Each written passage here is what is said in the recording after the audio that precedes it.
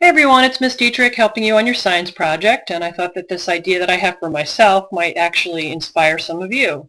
The question that I have is, how does the shape of a coffee carafe affect the pour accuracy when the carafe is full? The reason why I'm interested in exploring this is because my current coffee pot, when I pour it and it's full, I think I'm aiming pretty accurately, but somehow the coffee just ends up on the countertop, and it's really driving me crazy.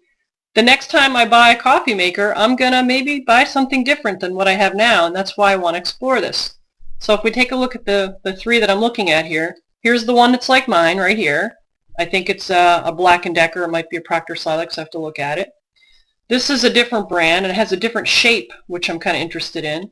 And then if you look at this pot here, this one also has a little bit different shape, and the spout looks pretty similar. So we have a few different factors going on here. So the independent variable in this case is the shape of the carafe, or maybe the spout. The dependent variable is going to be the volume of coffee that missed the target. All right, so then you have to think about how you're going to measure this, because remember, a good scientific investigation, you'll be able to measure something at the end, or you're going to be able to measure your dependent variable. So here's kind of my plan. We're going to start with exactly 12 ounces of coffee in the pot that we're going to choose first, which will probably be the Proctor & Silex. Number 2, after attempting to pour the coffee in the cup, some will spill onto the countertop, and I know this from experience. Number 3, pour the contents of the mug back into the coffee pot. 4, subtract the new amount in the coffee pot from 12 ounces to calculate the amount of coffee that ended up on the counter, record results. And step 5, repeat this process with the other 2 carafes. So just in case you're confused, most coffee pots do have the little markings on there, so this would be 12 ounces.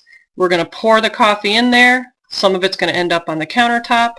We're going to pour what's in the mug back in, and we should see a little bit of a difference, so maybe it'll just be a slight difference, but we'll subtract those 2 numbers, and that's how we'll get the amount that was missed.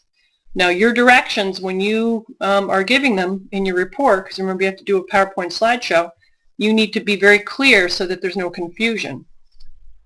All right, so now let's talk about what your graph might look like. So you're going to have to double click on this slide and click on edit, and then you're going to click chart options. If you double click and it says edit existing, that's another way to get in there, and then you'll have something that looks like this. You'll put in your independent variable, so in my case it's the different brands of carafes, and then I would suggest doing the thing 3 times and getting an average. And when you pump these numbers in, don't put the units in there, otherwise the computer won't know what to do with it. Just put the number in there, because the data table is where you put the units, and then you'll see that this will automatically adjust. Now don't forget to put in your y-axis label. You might have to insert a little text box there and try to get your text to go sideways so we know, if it's for what. And then when you're ready to research this, you might have to go online and be creative. So I'm going to be looking at what's the rating for pouring on some of these things. So this particular one that I didn't have in my investigation says that it has an excellent pour, and I'd be interested in learning a little bit more about that, and I'd like to know what the ratings are for some of the other ones for their pouring ability, which apparently the one that I have is not very good.